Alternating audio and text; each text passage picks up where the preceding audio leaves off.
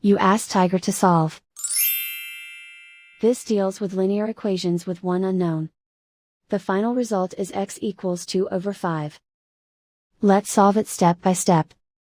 Simplify the expression. Find the greatest common factor of the numerator and denominator. Factor out and cancel the greatest common factor. Group all constants on the right side of the equation. Add 2 to both sides.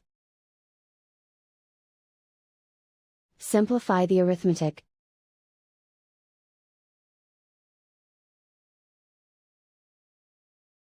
Isolate the x. Divide both sides by 5. Simplify the fraction. And so the final result is x equals 2 over 5.